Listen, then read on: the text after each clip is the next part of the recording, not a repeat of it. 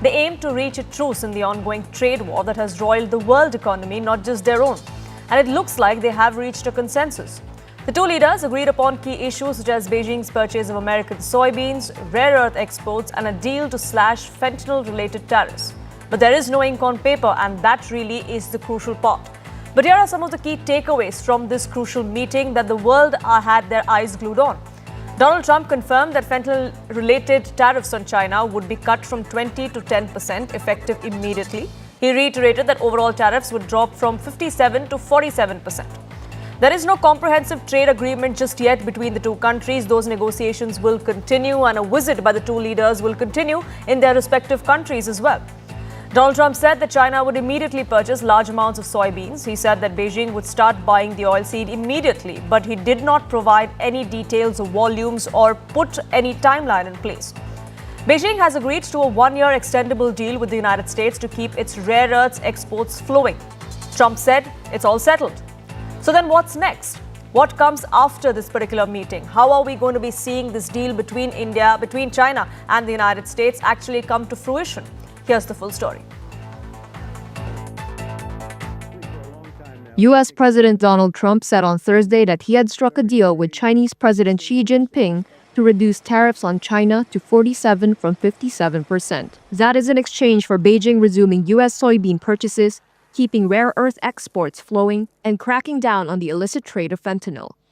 Trump spoke to reporters aboard Air Force One. I think pretty soon. We have not too many major stumbling blocks. We have a deal. Now, every year we'll renegotiate the deal. I'll be going to China in April, and he'll be coming here sometime after that, whether it's in Florida, Palm Beach, or Washington, D.C. His comments came as he was flying back to the U.S. after face-to-face talks with Xi in the South Korean city of Busan. It was the two leaders' first meeting since 2019 and marked the finale of Trump's whirlwind Asia trip, on which he also touted trade breakthroughs with South Korea, Japan, and Southeast Asian nations. Ahead of the meeting, Trump and Xi spoke to the media. And we're going to have a very successful meeting, I have no doubt. And as they sat down with their delegations, Xi told Trump via a translator that it was normal for the two leading economies of the world to have frictions now and then. We do not always see eye to eye with each other. World stock markets from Wall Street to Tokyo had hit record highs leading up to the meeting. That was on hopes of a breakthrough in a trade war between the world's two largest economies that has upended supply chains and rocked global business confidence. Trading in global stocks was choppy as Trump revealed details of the deal, with major Asian indices and European futures swinging between gains and losses. The meeting, which took place on the sidelines of the APEC summit, as Xi was flying in and Trump was flying out, lasted nearly 2 hours before Trump shook hands with Xi and escorted him to his car. Trump was then given a red carpet send-off at the airport as he skipped the main sessions of the APEC forum. Trump repeatedly talked up the prospect of reaching an agreement with Xi since U.S. negotiators on Sunday said they had agreed on a framework with China. But with both countries increasingly willing to play hardball over areas of economic and geopolitical competition, many questions remain about how long any trade détente may last. So where does that leave India then? Remember, India was one of the first countries that started negotiating with the United States as far as a trade deal went, and yet there are 50% tariffs that India faces as of today. US President Donald Trump just yesterday heaped praises on Prime Minister Modi. He said that Washington is working on this trade deal with India. His remarks come amid ongoing trade discussions between the two countries. There are at least 5 rounds that have taken place up until now, and all of this comes against the backdrop of steep American tariffs on Indian goods. In August, the Trump administration imposed duties of up to 50% on Indian imports. These were additional penalties over India's ongoing Russia trade, especially as far as oil goes. In fact, Donald Trump administration, the president himself, many within his government have come out and blamed India squarely for fueling Russia's war machine. That is not true. That is something that India has time and again rebutted. And yet, we have the US president come out and make similar claims, also making claims about mediating a truce between India and Pakistan in the aftermath of Operation Sindoor, a claim once again rebutted by India on multiple occasions.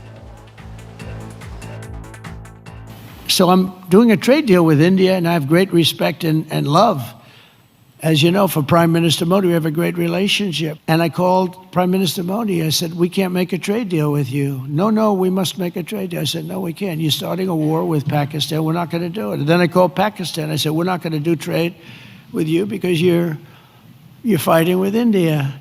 But after a little while, and they're good people, and after literally 2 days, they called up and they said, we understand, and they stopped fighting. How is that? Isn't that amazing? Now,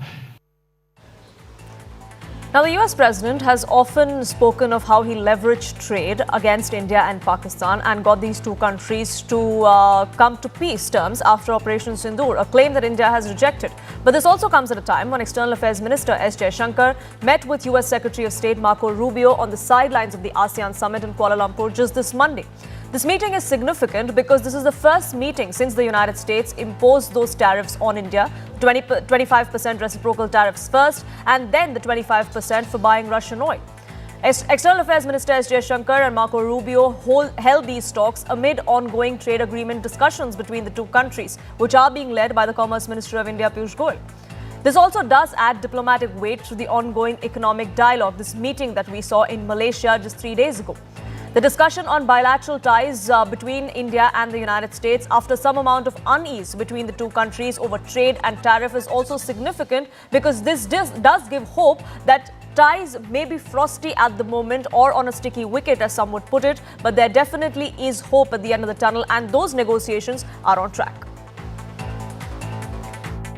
India-US relations, yes. You see, India-US relations is a comprehensive global strategic partnership. We remain engaged with both countries to continue to strengthen it further. India-US bilateral trade that we are engaged in, we continue to remain engaged with the US side to conclude a trade deal, and these discussions are continuing. Let's open this up of why this deal is significant between the United States and China and where does that leave India. Tara Karta, former director NSCS, joins us. Republican strategist Angie Wong is with us as well. Thank you for joining us here on this edition of Brass Tacks. Ms. Wong, I would like to begin by asking you, we saw this kind of frosty relation between Donald Trump and President Xi Jinping all the way from Trump's first term. There is a blow hot, blow cold sort of a relationship that they have shared. Do you think the meeting today and the discussions that were held today, the agreements that were made today, albeit none of them are on paper actually, will actually come to fruition between the two countries? Well, thank you again for having me. Yes, I've been watching these two world leaders meet. This is about the sixth time that they've met very publicly. And President Trump has long said that he has a great relationship with Xi Jinping, and it shows that both men like each other. Now, today's reception was a little bit icy. You could see the body language was very stiff, but they both walked away winning, at least something to go back to the home media to say we made a deal with the U.S., at least a framework of a deal. So both men were able to leave after 1 hour and 40 minutes, and they had some sort of a deal. Hopefully we can get that on paper and get it moving along. But these are very short-term deals. These are anywhere from 6 months to 3 years, and of course, yearly review of everything. So it tells me that this is the very beginnings of a framework. The deal is still kind of on the rocks, but this was a centerpiece of Trump's Asia trip, was to meet Xi Jinping after a whole week of pleasantries by the PM of Japan and of South Korea. This was going to be the tough one. But you know what? Scott Bessent, he's been there all week, making sure that this was a highly choreographed trip, that we were going to come back, or rather President Trump was going to come back with some wins to report to the U.S. media. It's interesting that you say that this was to report to their own domestic base, so to say. Is that what really it is about? I mean, is this about optics more than anything else? Because many would suggest that that's where it is, because both countries have agreed that there are some differences. There is, yes, a thaw in the relationship, but it doesn't look like that's complete. Well, it was about getting our U.S. farmers to be able to sell soybeans to the Chinese. It was about getting the American energy sector on board. China has agreed to at least look into buying oil and gas from Alaska. Those are pretty big deals. And of course, President Trump's big one was fentanyl trafficking coming into the country, which is why he lowered the Chinese export rates from 20% to 30%, 20% to 10% if there was policing of fentanyl coming into this country. So is it for U.S. markets? Yes, of course it is, because, well, our stock market, as of, other stock markets, went up today because of these early negotiations. So I think all these things are good things. Now it's really left for Marco Rubio, Scott Bessent, and others to ink this deal, and hopefully they do it very soon. Tarakarza, how do you look at this? Because, like I started out by saying that India was one of the first countries that got into negotiations with the United States over a trade deal to try and tide over this tariff threat that has been coming in from the Trump administration ever so often. And yet, we are the ones that still face 50% tariffs, the highest. I think that's been pretty much the case. I understand that India is being made an example of. That's what most people outside think, that the message to China is through India to say that this is how we can sort you out. But I think, as you said correctly, there has been a softening of the tone in recent days. There has been certain agreements. And Rubio and the Rubio-Jaishankar meeting, I would place a lot of importance on that. But having said all that, the fact that our Prime Minister did not attend the ASEAN meet in person shows that there is a great... This was after Scott, like she said, the Scott Bessent has made sure, choreographed, made sure that something is going to come back to his domestic audience. I think our Prime Minister was smart enough not to fall for that until the ink is dry on something that you've signed. But what I thought, like she says, any deal for a business house point of view, which is say 1 year or 2 years, is not something that's going to give confidence. So when you're talking of an economic point of view, it's not a done deal at all. If I were a businessman, I would look at it. You're not looking at short term. You're looking at a long term perspective. Number two is, as far as I understand, I think the Dow Jones index fell by 200 points. So there's no confidence from the market that something has taken place. But if, and most worrying for India is something slightly different.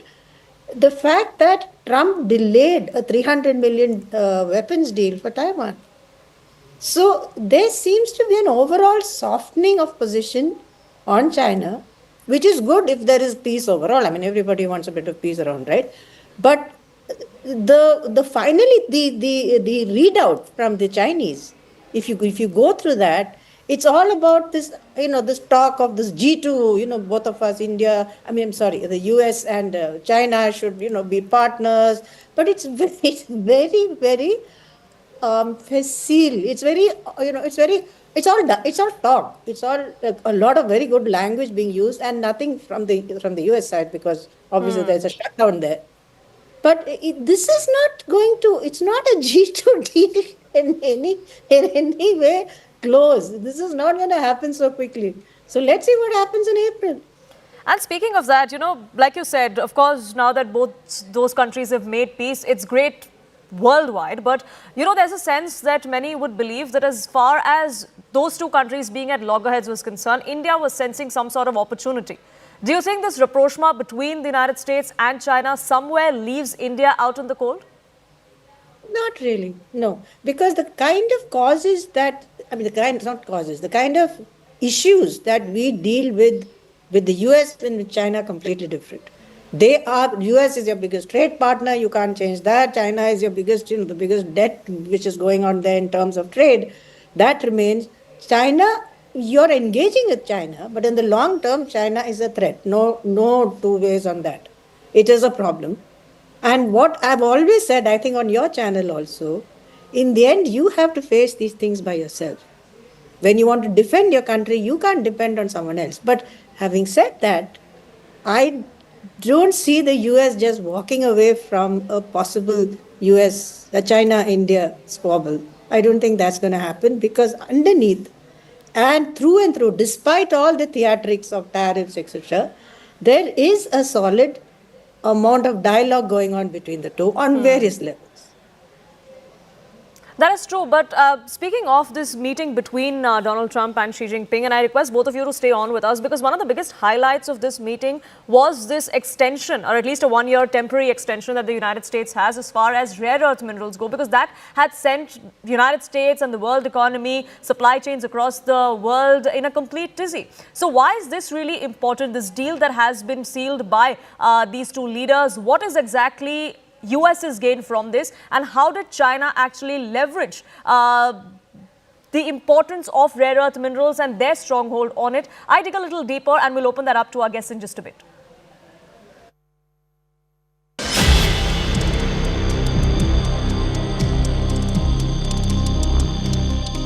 After months of blow-hot, blow-cold relationship, when Donald Trump and Xi Jinping met, they were all smiles. An acknowledgement of frost in the ties by the Chinese president and a push to move forward from the president of the United States. A 2-hour-long closed-door meeting ended with a lot of headlines, but the most consequential breakthrough came in the form of rare earths deal. The primary agreement of this deal is that China will keep its rare earths exports flowing. President Trump has clinched a 1-year extendable deal with Xi Jinping, which appears to be a temporary suspension of China's export curbs rather than a full elimination of controls.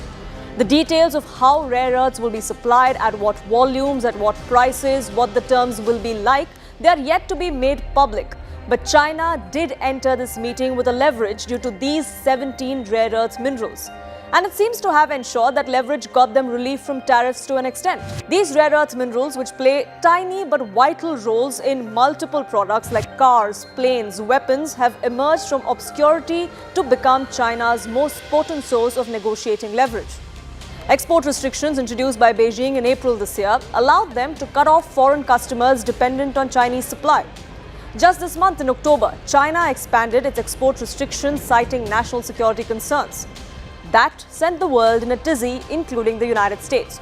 And rightly so. China accounts for nearly 50% of rare earths and 92% of processing, a near monopoly. Rare earth metals are essential in everything, from semiconductors to electric cars to fighter jets and submarines. But the cost and environmental degradation of mining and processing rare earths has made it challenging for other countries to gain a foothold. From 2008 to 2018, China exported more than 400,000 metric tons of rare earths, accounting for roughly 42% of global exports. The United States relies on China for about 70% of its rare earth exports, and in 2017, that number climbed as high as 78%. Beijing weaponized exactly that in trade negotiations with Donald Trump. While the framework stabilizes trade, it leaves several structural challenges unresolved. China still decides which companies can export and to whom. Any political or military tension can trigger renewed delays or rejections. Chinese exporters are now required to document how and where their minerals will be used. If Washington expands defense production, that could further lead to screening and potential slowdowns in supply chains. So this deal does prove certain stability for that supply chain in the short term, but it's not a long-term guarantee. Much depends on what happens after this 1-year term, whether new controls are introduced and how both sides will follow through. For companies and investors in rare earths, there is definitely some respite. Risk in the near term is reduced, but the risk of renewed tension remains between the two countries. Both Donald Trump and Xi Jinping celebrated this momentary de-escalation, but the competitive dynamics between the two will continue. So then, can the United States move beyond this dependence on China? Even if the US and allies mine more earth minerals, they still will need processing capacity. Building that infrastructure requires years. It requires specialized technology and environmentally sensitive operations. Japan and Australia have launched the Mineral Security Partnership with the United States. Can India follow suit? Well, sitting on a sizable monazite deposits and strong manufacturing ambitions, India does stand to gain from the global push to diversify these supply chains. If China's exports to the United States stabilize under this framework agreement, global market pressures may ease, which could eventually give India time to build its domestic capacity. That would solve New Delhi's problems with the United States, give New Delhi a bargaining chip against the Trump administration, which seems adamant on the 50% tariffs that it has slapped against India. The road to this is a long and arduous one, though. If New Delhi invests in refining technology, transparent licensing and export alliances, it could transform itself from a supplier of raw material to a strategic partner in global tech supply chains. India did recently launch the National Rare Earths Mission, but things have been moving slowly. Given the breakthrough for China and United States, the question now is, can New Delhi take a leaf out of Beijing's playbook and make it a win-win situation? So, Angie Wong, this clearly was a bargaining chip that was used by China. They used it to squeeze as much as they could out of the United States and get them on the negotiating table. This meet actually probably happened because of all the restrictions that Beijing did put in the last 6 months or so as far as rare earths go. Is that something that will continue in the sense that post this 1 year, China may once again try and tighten those screws on the United States? Yeah, and I would argue that Xi Jinping has been planning for this moment for decades, not just the last 6 months. China has been procuring rare earth deposits, sites, and processing around the world for multiple decades now to have be the number one supplier to the world for rare earth materials. So now the U.S. and other countries are just starting to catch up.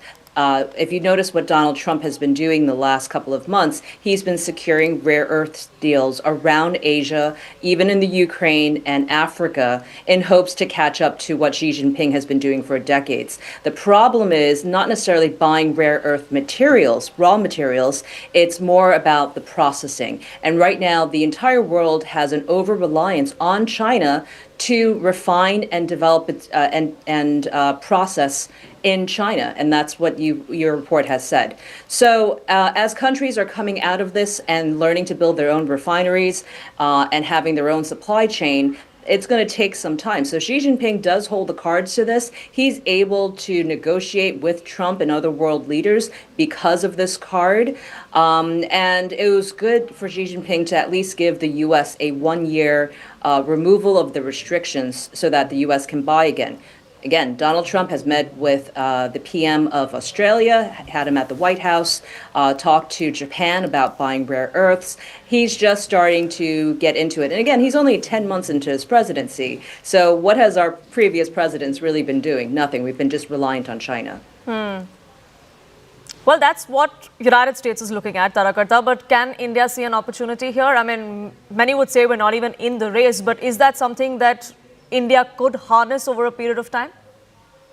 I think India is in the play. So President Trump, one thing you'll notice about him is he loves to take care of his allies. And right now, because of the SEO summit But just to play the devil's advocate, Angie Wong, many would say it doesn't really look like Donald Trump is treating India or Prime Minister Modi as an ally, and that's really problematic as well. But Tarakarta, the question was for you. Can India maybe not leverage it at the moment, but a few years down the line try and do that as well? See, the problem is, I think we've identified about 360 billion worth of rare earths potentially in India. But like she said, the problem is getting that stuff, refining it, which is extremely, in terms of your environment, which we are already in bad shape. Yeah. It's really, really very dangerous. So I would argue you do need technology for that. You can still do it yourself to an extent, but it's slower. But you've seen the desperation that the US has in even going to Pakistan for this rare earth, which I don't know where it came from, right? So that's with Pakistan, with Central Asia. But there was C+5 talks which they had recently. So this, maybe the US would be interested in getting those reserves, but refining it in India is going to cause a problem, just as recently we opened up the entire, about a million square kilometers to oil exploration. There are huge deposits which we found off Andamans and things. Again, environmentally very, very dangerous. So this race for rare earths, this race for resources is going to cost everyone. And to me, I mean, I find it because this is in my home state of Tamil Nadu. People are protesting there because they don't want, oil exploration there. So there are costs to a democracy like India in multiple ways. So one would wish that you could put this aside, but I think, as she said, this rare earth issue is not going anywhere. We'll have to deal with it, in probably with other partners. I don't see why we shouldn't take on, for example, Russian help. They're already helping us with the new civilian aircraft. I think the HAL has just signed a deal with them. This is all civilian stuff, so hopefully it won't get Trump into a rage. So maybe But you who's can to say Donald Trump is an unpredictable man, and who's to say what comes next? But I have to leave it there. Tarakata, I request you to stay on with us. But Angie Wong, thank you so much for joining us here on this edition of Brass Tacks. Speaking of the United States and India, there looks like an olive branch has been extended to another aspect. India has secured an extension of the United States' sanctions waiver for operations at the Chabahar port in Iran. This extension is going to be until April next year. This ensures that one of New Delhi's most important regional connectivity projects remains unaffected. The decision allows India to continue operating the Shahid Beheshti terminal through its public sector company, which is the India Ports Global Limited. The waiver renewal comes as a major relief. Remember, this was put in place in September. That has now been given a waiver for, helping India sustain humanitarian and trade operations that bypass Pakistan and strengthen links with Afghanistan and the rest of Central Asia. Why is this port important though? This is an ambitious project that India has been helming in, of course, partnership with Iran. These US sanctions exemptions linked to Iran's Chabahar port were issued in 2018. They were revoked last month and they've now been restored, at least temporarily for now. This port is key to India because it is barely 72 kilometers away from Pakistan's Gwadar port, which is a crucial link to China's CPEC corridor. India eyes the port as an important project in the context of regional trade and connectivity initiatives. It is also central to bypass Pakistan, like I said, to ensure that our reach to Central Asia continues.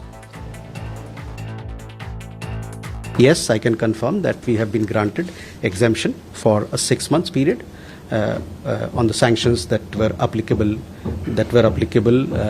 American sanctions that were applicable on Chabahar. So the Chabahar port in Iran is extremely important to New Delhi because it's a gateway to access landlocked Afghanistan and several other Central Asian countries. It diversifies our trade routes. It also reduces dependence on a single corridor. Trade resilience is enhanced because of this port, because we circumvent Pakistan, and given the situation after Pahalgam and Operation Sindoor, this is going to be extremely crucial. It also does allow India to access energy resources in Iran. It counterbalances China's growing influence in the region, especially in Pakistan and with their CPEC project.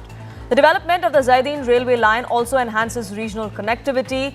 As far as humanitarian and development assistance goes, that is enhanced for India as well. Maritime capabilities is also something that India is looking at very closely. The Indian Ocean is extremely important for India's operations, and this port gives us access to that. It also does reduce transit time and shipping costs for Indian goods. So all in all, this waiver for at least the next 6 months is a good thing for India. Whether that extension, of course, goes beyond April 2026, well, the hope is that it does. India has secured an extension of the United States sanctions waiver for cooperation at Iran's strategic Chabahar port till the early part of next year, ensuring continuity for one of New Delhi's most important regional connectivity projects. The waiver, which has expired on Tuesday, allows India to continue developing and operating Shahid Beheshti terminal at Chabahar through its public sector firm India Ports and Global Limited. For India, it offers an alternate sea route to landlocked Afghanistan and the Central Asian republics via Iran, avoiding Pakistan's ports. In 2016, India, Iran and Afghanistan signed a trilateral agreement to develop the so-called International North-South Transport Corridor link via Chabahar. India has invested in equipment, terminal operations and signed a 10-year deal in May 2024 to operate a part of the port via its company, Indian Ports Global Limited. For India, Chabahar is more than a port, it's a strategic pivot. First, it gives access to Afghanistan and beyond, bypassing Pakistan. Second, it counters China's influence in the region via the nearby Pakistan-based Gwadar port. Third, it opens up trade corridors to Central Asia, Europe via INSTC and adds value to Indian exports. Tarakarta continues to be with us. Tarakarta, how significant do you think is this waiver, and is this like an olive branch given the situation that India and United States are over tariffs and trade? Is this one aspect that we could be celebrating over? It is really, because India Ports has done a tremendous job. I mean, it is really a fantastic job. So if this thing, 6 months is a really short time, but at least we've got that. I would tie this to a lot to Foreign Minister Mutaki coming here, because he came despite the fact that he's he's not allowed to travel, but he was allowed by the UN Security Council members, which includes the US. He was allowed to come to Delhi, and we had this. And the crux of that was that we should be able to give them assistance, humanitarian assistance as of now. And how do you get that in? So there is, at the same time, the Taliban have reached out to the US. They've said, we are willing to work with you. So let's see how this goes. I mean, I'm looking at this from the Afghanistan point of view. There is also, as you say, of course, the whole strategic stuff which goes with it. The IMEC is not going anywhere. So this route is probably the one which we are going to have to rely on. But I think there is a quiet acknowledgement in the US that India could prove a stabilizing force in Afghanistan, and they want that. Because it is, in the end of it, there are all kinds of people operating there. So especially in a time of Pakistan-Afghanistan tensions, this is going to annoy Islamabad rather a lot. And it does serve as a dual purpose for India. It sends out the right message. It also does help us as far as our trade and connectivity projects go, because those will continue. The expansion of that port will also continue at least for the next 6 months. And we do hope that differences between India and United States are ironed out so that extension, the waiver extension, continues beyond 2026 as well. But Tarakarta, we'll leave it at that. Thank you so much for speaking with us here on CNN News 18. Shifting focus back home and to battleground Bihar, which goes to elections within a week, in fact, when the first vote is cast. Prime Minister Narendra Modi today launched a scathing attack on Rahul Gandhi. This was after Rahul Gandhi's dance jibe at the Prime Minister yesterday. Prime Minister Modi accused the Congress and the RJD of insulting the culture of Bihar of goddess Chhati Maiya and her worship as drama. He said that all that Mahagathbandhan was doing was electoral gain by misleading the people of Bihar and by insulting them. He also labelled the two parties as symbols of Jungle Raj in Bihar. He coined the 5K jibe at the Mahagathbandhan, also going on to say that the promises that were being made by Tejashwi Yadav were far from feasible. RJD Congress के लिए कैसी बेशर्मी से बोल रहे हैं। उनके लिए तो छठी मैया की पूजा एक ड्रामा है, नौटंकी है। जो माताएं बहनें निर्जला इतना लंबा व्रत रखती है, सूर्य देव को अर्घ्य देती है, वो आरजेडी कांग्रेस की नजर में वो तो ड्रामा करती है। भारत के सबसे भ्रष्ट परिवार का युवराज, दूसरा बिहार के सबसे भ्रष्ट परिवार का युवराज मुझे 24 घंटे दुत्कारते रहते हैं, गालियां देते रहते हैं, क्योंकि इन्हें बर्दाश्त नहीं होता कि एक पिछड़ा, एक गरीब घर से निकला, एक चाय बेचने वाला व्यक्ति आज यहां पहुंच गया है। Now, this is not the first time that personal attacks have been made against the Prime Minister, and if you see the track record, all of those attacks by the Congress party and the opposition have only backfired for them. Starting from 2007, when Sonia Gandhi had called the Prime Minister, who was then the Chief Minister of Gujarat, Maut Ka Saudagar. The result was that BJP won the Gujarat elections with a thumping majority.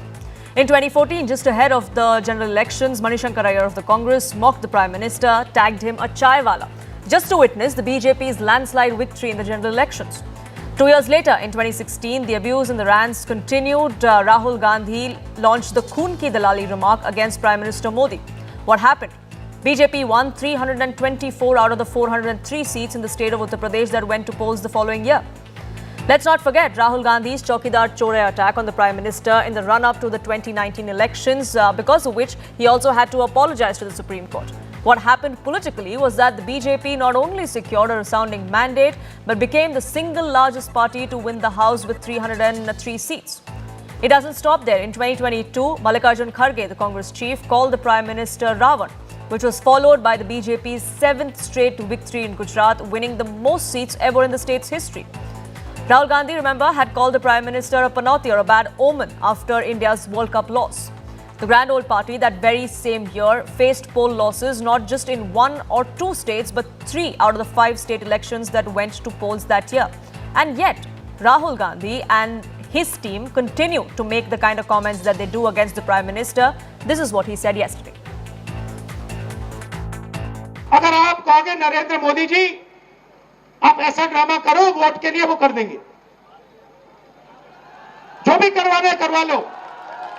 मैं कह रहा हूं आप उनको कहो कि देखो भैया हम आपको वोट देंगे, आप स्टेज पे आके नाच लो, नाच लेंगे। जो भी करवाना है चुनाव से पहले करवा लो, चुनाव के बाद नरेंद्र मोदी नहीं दिखाई देंगे। मोदी जी कहते हैं मैं जाके यमुना में स्नान करूंगा, छठ पूजा का टाइम है, आपको दिखाने के लिए ड्रामा। मैंने पिछली मीटिंग में कहा देखो भैया चुनाव से पहले आप मोदी जी से कुछ भी करवाना चाहते हो करवा सकते हो। अगली मीटिंग में आएंगे, भीड़ से कोई कहेगा, एक आदमी नहीं, अगर भीड़ से 200 लोगों ने कहा मोदी जी स्टेज पे जरा डांस कर दीजिए हम वोट देंगे, डांस शुरू हो जाएगा। वो भरतनाट्यम करना शुरू कर देंगे स्टेज पे। Do such low blows and personal attacks actually matter to the voters of Bihar? Are the promises trumping these kind of remarks? Because Tariff Yadav is driven with his focus on ensuring jobs for everyone, ensuring doles and welfare schemes are given out, and women-centric schemes have been announced. In fact, the NDA is going to be announcing its manifesto tomorrow. So what is it that is going to be on the voters' mind when they cast their ballot on the 6th and 11th of November? My colleague Arunima spoke to some students at the Patna University. Listen in. Patna University's famous corridor, which leads you towards the Department of Political Science at this particular campus. These corridors in university grounds of Patna University have proved to be a nursery not just for Bihar politics but also provided some of the doyens as far as national politics is concerned. Little wonder then that even currently the students on this campus are politically astute, aware, very clear about their choices and the reasons for making those choices. Let me see if I can get a sense of what the students at the Patna University campus are really thinking. आप लोग यहाँ पढ़ते हैं, मैं आपसे शुरुआत करती हूँ। आपके यहाँ अलमनाइज का जो लिस्ट है बहुत लंबा है, राज्य में भी और देश में भी। तो ऐसी उम्मीद करते हैं जब इतने बड़े बड़े लोग इस यूनिवर्सिटी से निकले हैं तो यूनिवर्सिटी भी टॉप 3 या टॉप 5 की होगी, बट ऐसा लग नहीं रहा है। देखिए हम लोग काफ़ी वर्षों से सुनते आ रहे हैं कि विश्वविद्यालय से हमारे ठीक है कितने IAS IPS निकले, नेता निकले, मुख्यमंत्री भी बने, मंत्री भी बने, केंद्रीय मंत्री भी बने, लेकिन विश्वविद्यालय के लिए उन्होंने कुछ नहीं किया।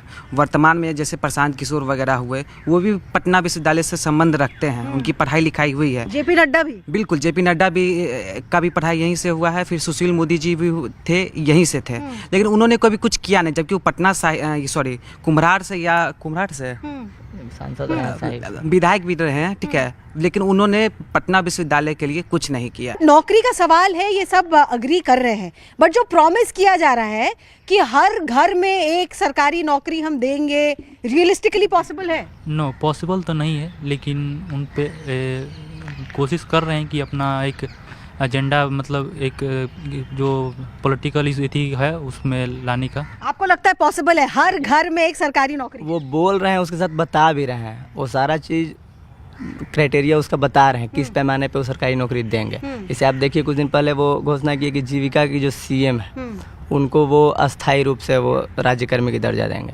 तो फिलहाल जितने भी जीविका के CM, तो आप उम्मीद रखते हैं कि मिल सकती है? बिल्कुल उम्मीद रखा जा सकता है। अच्छा। Speaking of elections, there are by-elections in Hyderabad, ahead of which there's a controversy which has been mired over former Indian cricket captain and senior Congress leader Mohammad Azharuddin. He's poised to join the Telangana cabinet tomorrow as a minister, marking his formal entry into the state government. This move is aimed at addressing the Congress's lack of Muslim representation in the cabinet, but it comes at a politically strategic time. The party is looking to consolidate minority support ahead of the crucial Jubilee Hills by-election on November 11th. This has now triggered a war of words between the BJP and the Congress. In Telangana, while the Jubilee Hills by-elections are going on, to make Sri Azharuddin, who was a former cricketer and now MLC, recently appointed, to take him as minister in the state cabinet is nothing but an act of appeasement and also violation of the moral code of conduct. BJP opposes this move at this point of time. 2 days back, state minority leaders delegation went to CM's house and they represented, everybody is there in the cabinet, but minorities was not there. Anyhow, you are going to give a MLC now, so why don't you accommodate a minority leader? Also, Azharuddin is a familiar cricket player and he was parliament member from Uttar Pradesh and he was serving for the party as a working president of TPCC. So, Congress parties considered him as a cabinet minister. What is there? What is the pain? See, every time when they are not in a position to win the election, they will bring this community deviation. लोग ये कह रहे कि आप demand Telangana में क्यों नहीं कर रहे हैं? क्या कि मुस्लिम डेप्यूटी सीएम होना चाहिए? तेलंगाना में बना रहे हैं अजहरुद्दीन को डेप्यूटी सीएम, मिनिस्ट्री बना रहे, देखिए क्या देते नहीं मालूम। अभी एक डेढ़ घंटा पहले की न्यूज है कि 30 तारीख को या 31 तारीख को डेप्यूटी सीएम तो नहीं बना रहे हैं। डिप्टी अब बनाएंगे नहीं बनाएंगे, कांग्रेस सरकार है ना। आप दबाव क्यों नहीं डाल रहे? आपके मित्र हैं। अरे देखिए, हमारा कोई पॉलिटिकल अलायंस है तेलंगाना में नहीं है। यहां पर हम इलेक्शन लड़ रहे हैं। हम ये कह रहे हैं कि जिसकी उतनी आबादी उतनी भागीदारी की बात आप करते हैं, सामाजिक न्याय की आप बात करते हैं। जब सामाजिक न्याय की आप बात कर रहे हैं तो 3.5% के मल्ला बरादरी के लोग, समुदाय के लोग कह रहे हैं कि हमारा उप मुख्यमंत्री होगा, तो हम तो उनको बता रहे हैं 17% का क्या होगा फिर बोलिए, क्योंकि आप तो एम वाई बोलते रहते हैं। ये क्वेश्चन हमारा है और हमने कहा कि ठीक है, जब वो बन सकता है तो हम भी बनाएंगे। Now, the timing of Azharuddin's induction into the cabinet is crucial. It comes just days before the Jubilee Hills by-election campaign and it's only intensifying. This is an indication of the constituency's political importance. Jubilee Hills is an urban, socially diverse, high-profile seat. It has a significant concentration of Muslim voters. It's estimated at around 30% of the total electorate. This block is crucial in determining the outcome of the November 11th contest, which has now become a matter of prestige for the ruling Congress against the opposition BJP and BRS. Azharuddin himself had contested this particular seat in 2024. He lost the Jubilee Hills seat back then. Party insiders suggest that Mohammad Azharuddin's ministerial induction serves as a potent compensation and it's a tool to galvanize the minority community to vote for the Congress candidate, even though Azharuddin is not on the ticket.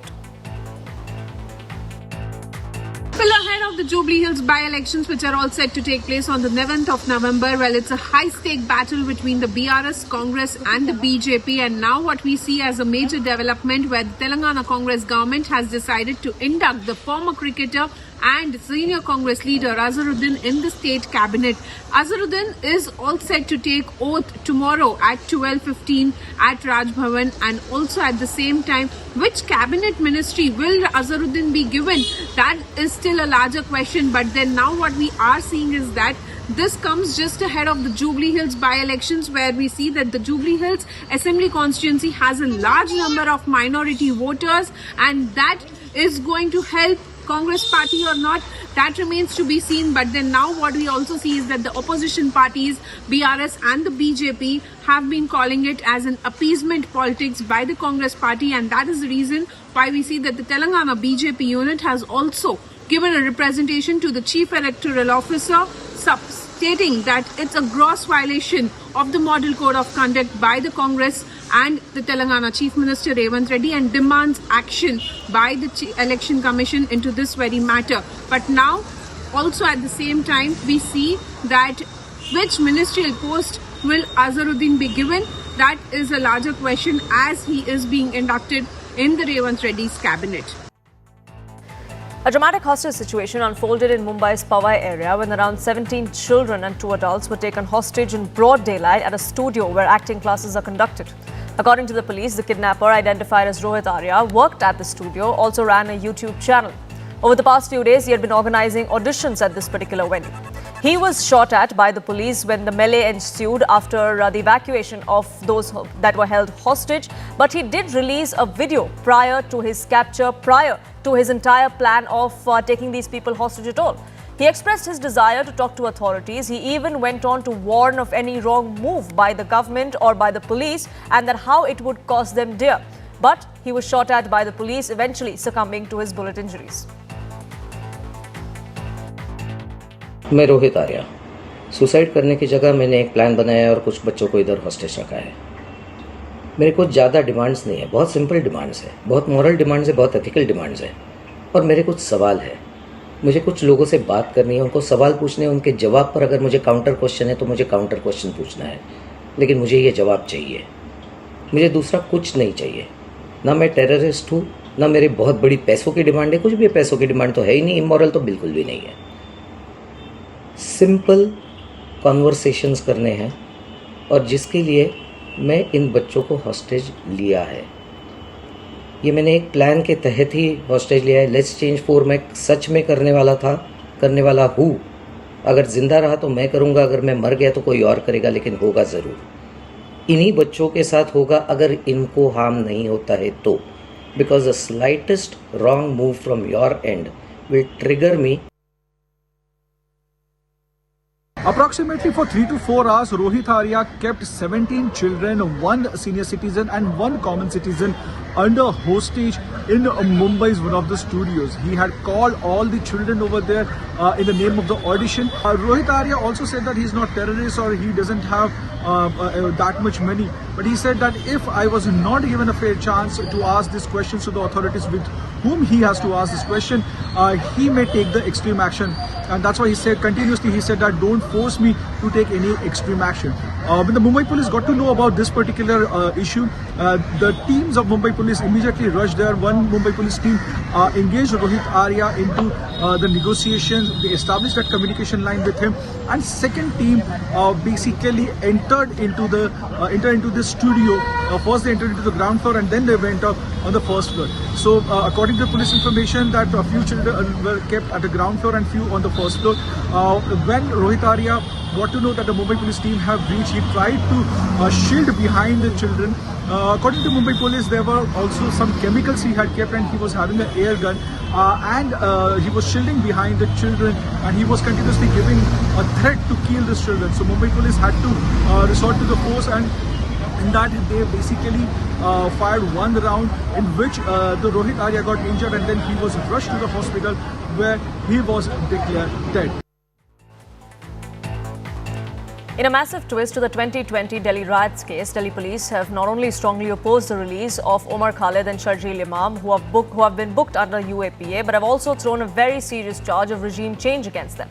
The police have argued before the Supreme Court that these alleged offences involved a deliberate attempt to destabilize the state. 2 days ago, court had the enforcement agency reconsider whether these accused, several of whom have spent nearly 5 years in judicial custody, should be released on bail. Now, will this new counter by the Delhi police effectively put any of these hopes of bail for these accused on hold? Now, in this 177-page affidavit that CNN News 18 has accessed, which was filed today, Delhi police contended that the violence that unfolded in February 2020 was not a spontaneous escalation of protests against the Citizenship Amendment Act. The Delhi police claims that these riots were an organized regime change operation. It was a deep-rooted conspiracy that was engineered on communal lines.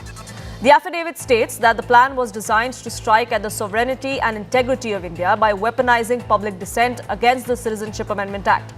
It further states that a nationwide pattern of orchestrated violence was also underway. The same pattern was noted in multiple states, including Uttar Pradesh, Assam, West Bengal, Kerala, and Karnataka. What really has raised eyebrows through this affidavit is the charge by the Delhi police, which claims that the riots were actually a regime change operation, not a spontaneous outpouring of anger, as the accused are claiming it to be. The affidavit claimed that these riots were timed to US President Donald Trump's visit to India in 2020.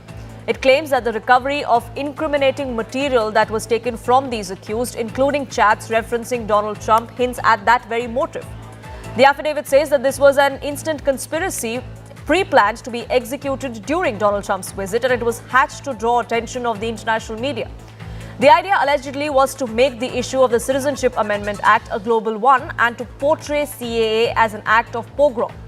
The affidavit further claims that CAA was chosen to serve as a radicalizing catalyst. It was camouflaged in the name of a peaceful protest, and that's something that needs to be investigated and need to be put on trial for, which is why the Delhi police is strongly opposing bail for Sharjeel Imam, Omar Khalid and others in this particular case.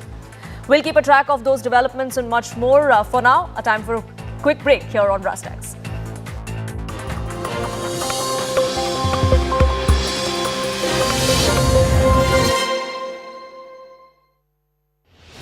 most awards celebrate success.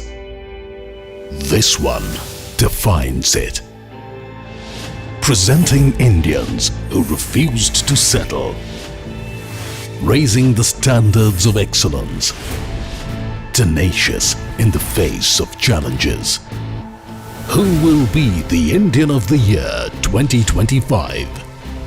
RP Sanjeev Goenka Group presents CNN News 18 Indian of the Year 2025. Coming soon. I killed my... This is News 18 Network.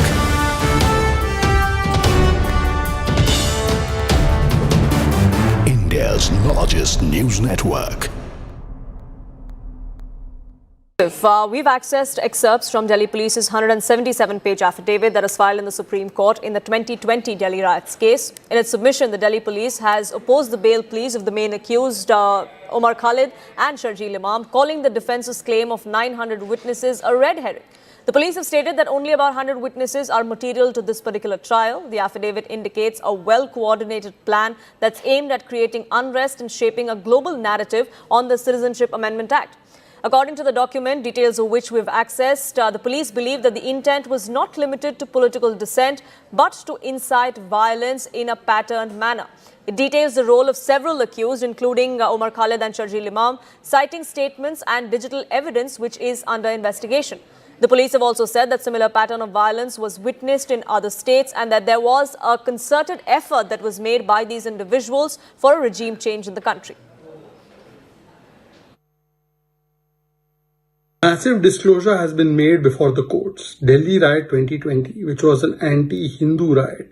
It was a riot to target the Hindus of Delhi. Umar Khalid, Sharjeel Imam, his statements about cutting off the chicken neck, or the likes of Tahir Hussain, they were defended by the ecosystem of Congress, Aam Aadmi Party and Samajwadi Party, RJD, Mahagathbandhan, India Alliance. Now the court has given them no relief and no bail for months on end, years on end. And the reason is because they were having anti-India and anti-Hindu agenda which has been exposed. Today the Congress ecosystem which was defending them, which puts vote bank niti above Rashtra niti, should answer why do they stand with these anti-India plotters. Now, sources have told CNN News 18 that the submissions made by the Delhi police in this 177-page affidavit is that the process of being filed in response to that the affidavit is still in process of being filed. This is in response to the bail pleas of the two accused, including Omar Khalid and Sharjeel Imam. As far as the police's line of argument is concerned, investigators have pieced together documentary and technical evidence to show that these riots were the result of deep-rooted conspiracy that was engineered along communal lines. That the plan was designed to weaponize public dissent against the Citizenship Amendment Act, that it wasn't a sudden outpouring of anger. The Delhi police is telling the Supreme Court that the violence that rocked the national capital in 2020 was not a spontaneous outbreak, but part of an organized regime change operation that was aimed to undermine India's sovereignty. The police are also claiming that this organized and calibrated violence followed a nationwide pattern. It wasn't limited just to the national capital, and that similar outbreaks were replicated in other states like Assam, West Bengal and Uttar Pradesh. It also aimed at destabilizing the government through orchestrated violence, and that really was the aim of these two accused, is what the...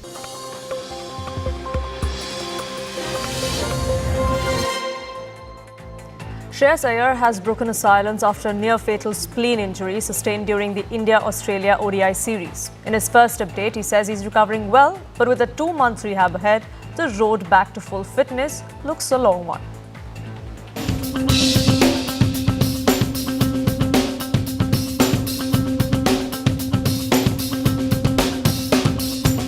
Team India batter Shreyas Iyer gave an update for the first time since suffering a serious spleen laceration during the India-Australia ODI series last Sunday. In a short message posted on Instagram on Thursday, Iyer said, "I'm currently in recovery, getting better every passing day. I'm deeply grateful for all the kind wishes and support. It truly means a lot. Thank you for keeping me in your thoughts."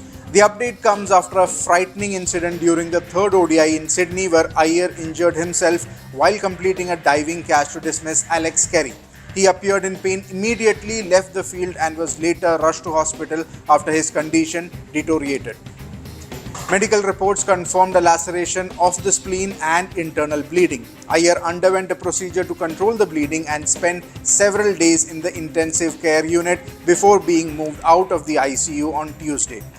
With recovery expected to take around 2 months, Iyer will miss India's upcoming 3-match ODI series against South Africa in November and December. His availability for the January ODI series against New Zealand also remains uncertain. For now, the focus remains on rest and gradual rehabilitation before Iyer can return to training.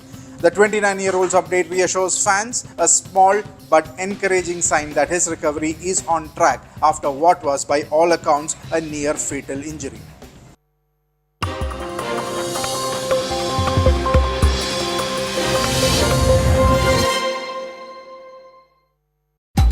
I killed my... This is News 18 Network.